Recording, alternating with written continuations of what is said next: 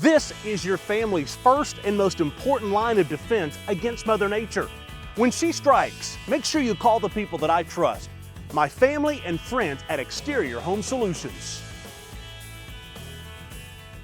Hey, good Saturday evening, everybody. Welcome into the Exterior Home Solutions Extra Innings, local and trusted since 1999. If you need a repair, an improvement, siding, roofing, windows, whatever the case may be, contact Exterior Home Solutions today, and they will take care of you.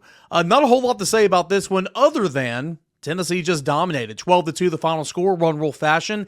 In the pregame chat on the Vol Radio Network with John Wilkerson, Tony Vitello said, hey, we're treating this game like a postseasonal game, like a regional game.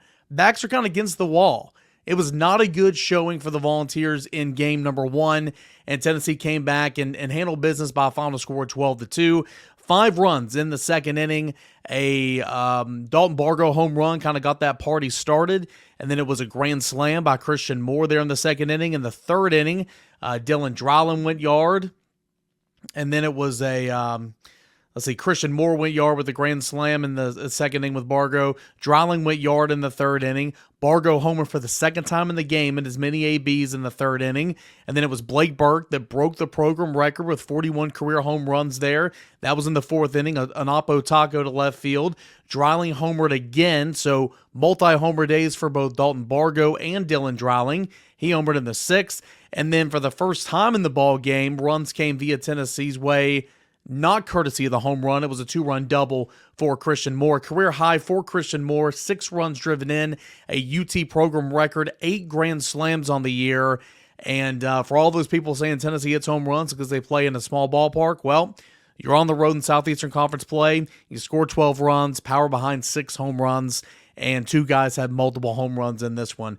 Again, a lot of different storylines. You can go Bargo, who was 0 for 4, had the golden sombrero in game 1 of this series, came back homer twice in his first 2 ABs. That's a storyline. Christian Moore, grand slam, drove in 6 runs. That's a storyline. Dylan Dryland, multi-homer day. That's a storyline. Dean Curley, who had 3 hits. That's a storyline. And oh yeah, Blake Burke, who is now the sole possession holder of the home run crown for Tennessee at 41, with Christian Moore right behind him at 39. A little inside baseball here. After that grand slam hit by Christian Moore, I quickly wrote a shell saying Christian Moore, going to tie Blake Burke, tie Luke Lipsius for the career, home run record for Tennessee, and then only for Blake Burke to actually break it 5 minutes later. So that's the type of afternoon it was, but it was a good one for Tennessee. And I've mentioned all this without even bringing up Drew Beam. Needed vintage Drew Beam in this one, and you got him. He retired 14 in a row at one point, worked around a leadoff walk in the first, a 2-out double in the second, retired 14 straight before a 1-out double in the seventh, couple of, had a double behind that as well, or a single behind that as well, and an error. Couple wild pitches, ruined the shutout for him. He's a little frustrated there, but you needed Drew Beam to bounce back, and boy, did he in a big way. 7 innings, 2 runs, only 1 earned, 8 strikeouts, 1 walk, 98 pitches, 65 strikes. What an effort for Drew Beam in a game where your back was against the wall. So a really, really, really good afternoon for Tennessee baseball. Got a lot of good notes over in the 4 quick takes. Go ahead and check those out.